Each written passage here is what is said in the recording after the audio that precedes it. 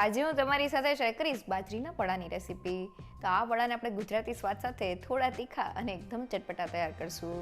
Generally બાજરીના વડાને આપણે હાથેથી થેપીને તૈયાર કરતા હોય છે, જેમાં વડાને બનાવતા ઘણો સમય લાગે છે અને વડા થોડા થીક હોવાને લીધે તળતી વખતે અંદરથી કાચા રહી જતા હોય છે. આજે આપણે આ વડાને એકદમ નવી ટ્રીક સાથે વણીને તૈયાર કરશું, જેનાથી વડા એકદમ ફૂલેલા, બહારથી ક્રિસ્પી અને ખાવામાં સોફ્ટ તૈયાર થશે.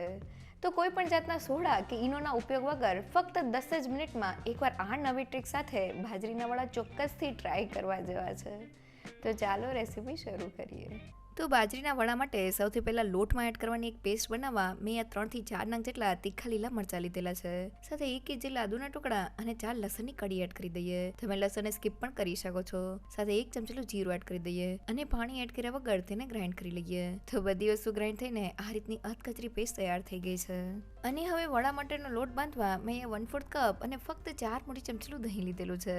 સાથે મેં 3 મોટી ચમચીલો ગોળ લીધેલો છે. તમે ગોળને થોડો ઝીણો સુધારી લીધેલો છે. હવે દહીં અને ગોળને એકદમ સારી રીતે મિક્સ કરી લઈએ. તો ગુજરાતી વડા બનાવતી વખતે આ પ્રોસેસ સૌથી ઇમ્પોર્ટન્ટ છે. દહીં અને ગોળને લોટના મિક્સરમાં એડ કરવાથી વડા ખાવામાં એકદમ સોફ્ટ અને ટેસ્ટી તૈયાર થાય છે. તો તમે જોઈ શકો છો કે ગોળ દહીંમાં એકદમ સારી રીતે મિક્સ થઈ ગયો છે. તો હવે તેમાં વાટેલી આદુ, મરચાં અને લસણની પેસ્ટને એડ કરી દઈએ. સાથે મસાલામાં અડધી ચમચી હળદર પાવડર, સ્વાદ પ્રમાણે મીઠું, અડધી ચમચી લાલ મરચું પાવડર, 1 પિંચ જેટલી હિંગ, અડધી ચમચી અજમાને હાથેથી ક્રશ કરીને એડ કરી દઈએ. સાથે અડધી ચમચી ગરમ મસાલા પાવડર અને 1 ચમચી કસૂરી મેથી એડ કરી દઈએ.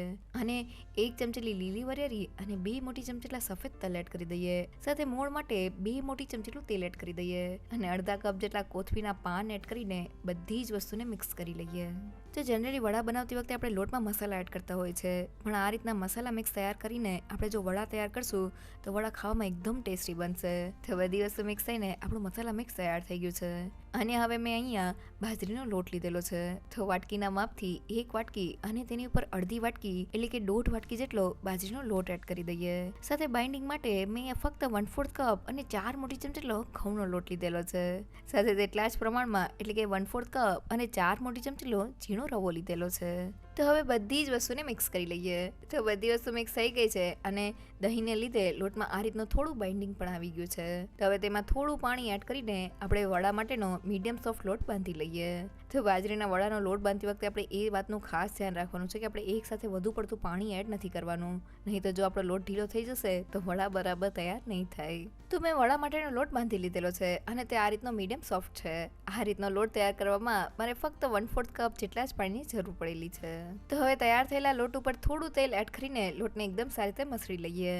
તો આ વડાને આપણે બાજરીના લોટ સાથે બનાવીએ છીએ. બાજરીના લોટમાં જરા પણ બાઇન્ડિંગ નથી હોતું. લોટને આ રીતના મસળવાથી લોટમાં એકદમ સરસ બાઇન્ડિંગ આવી જાય છે. તો લગભગ 2 મિનિટ જેવું થઈ ગયું છે અને લોટ એકદમ સારી રીતે મસળીને આ રીતનો સ્મૂથ તૈયાર થઈ ગયો છે. તો તેને ઢાંકીને ફક્ત 10 મિનિટ માટેનો રેસ્ટ આપી દઈએ. તો વડા માટેનો લોટ બાંધતી વખતે આપણે દહીં અને ગોળનો ઉપયોગ કરેલો છે. દહીં અને ગોળને વડાના લોટમાં એડ કરવાથી વડા ખાવામાં એકદમ સોફ્ટ અને ટેસ્ટી તૈયાર થાય છે. સાથે આપણે બધા જ મસાલા દહીં અને ગોળના મિક્સરમાં એડ કરી દીધેલા છે, જેનાથી મસાલા એકદમ સારી રીતે ભળી જાય છે અને વડા ટેસ્ટી તૈયાર થાય છે. સાથે વડાના લોટમાં આપણે બાજરીના લોટ સાથે થોડો ઘઉંનો લોટ બાઇન્ડિંગ માટે એડ કરેલો છે અને થોડો રવો એડ કરેલો છે, જેનાથી વડા લાંબા સમય સુધી ક્રિસ્પી રહેશે. અહીંયા જો ઘરમાં રવો ના હોય તો તમે તેની જગ્યાએ ઘઉંનો જાડો લોટ એટલે કે ભાખરીના લોટનો ઉપયોગ પણ કરી શકો છો. સાથે વડાનો લોટ આપણે મીડિયમ સોફ્ટ બાંધવાનો છે, વધુ પડતો કઠણ કે વધુ પડતો ઢીલો નથી બાંધવાનો. તો 10 મિનિટ થઈ ગઈ છે અને આપણો લોટ સારી રીતે સેટ થઈ ગયો છે. તો હવે લોટમાંથી આપણે એક સાથે ઘણા બધા વડા તૈયાર કરવા છે. તો થોડો લોટ હાથમાં લઈને તેમાંથી મોટી સાઇઝનો લુઓ તૈયાર કરી લઈએ અને હવે તેને વણવા માટે લઈ લઈએ. જ્યારે બીજા લોટને આપણે ઢાંકી દેવાનો છે, જેથી તે ડ્રાય ન થાય. અને હવે લુવાને વણતા પહેલાં થોડા કોરા ઘઉંના લોટથી કોટ કરી લઈએ. હવે તેને પાટલા ઉપર રાખી દઈએ અને વેલણની મદદથી તેમાંથી રોટલી વણી લઈએ. તો મેં રોટલીને વણી લીધેલી છે અને તેની થિકનેસ આપણે આ રીતની મીડિયમ જ રાખવાની છે. તેને આપણે વધુ પડતી પતલી નથી કરવાની.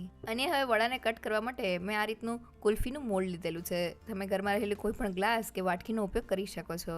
હવે વડાને રાઉન્ડ શેપમાં કટ કરી લઈએ.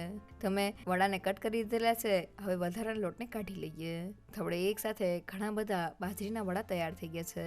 આ રીતના આપણે બધા જ વડાને તૈયાર કરી લેવાના છે. અને હવે વડાને તળવા માટે મેં તેલને ગરમ કરી લીધેલું છે.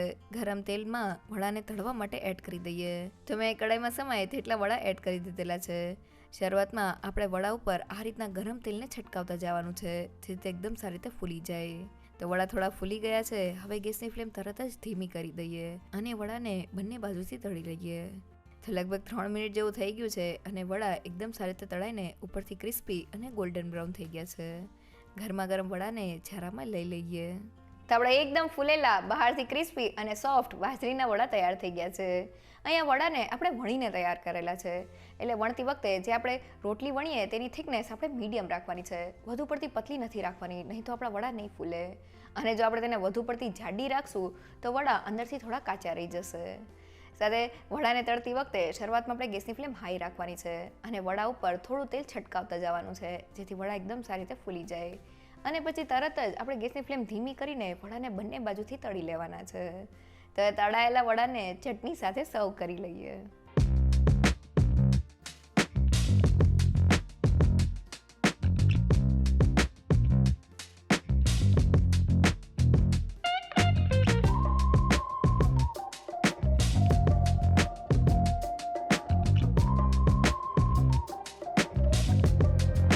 તો ફક્ત 10 જ મિનિટમાં થાળી ભરીને તૈયાર થતા બાજરીના વડા એકવાર આ ટ્રીક સાથે ચોક્કસથી ટ્રાય કરવા જેવા છે. વડા બનાવતી વખતે બસ તમારે અમુક વાતનું ધ્યાન રાખવાનું છે. પહેલી એ કે બાજરીના વડાનો લોટ બાંધતી વખતે દહીં અને ગોળનો ઉપયોગ કરવાથી વડા ખાવામાં સોફ્ટ બને છે અને તેનો સ્વાદ પણ વધી જાય છે.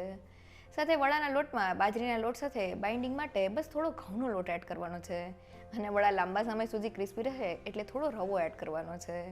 રવાની જગ્યાએ તમે ઘઉંના જાડા લોટનો ઉપયોગ પણ કરી શકો છો.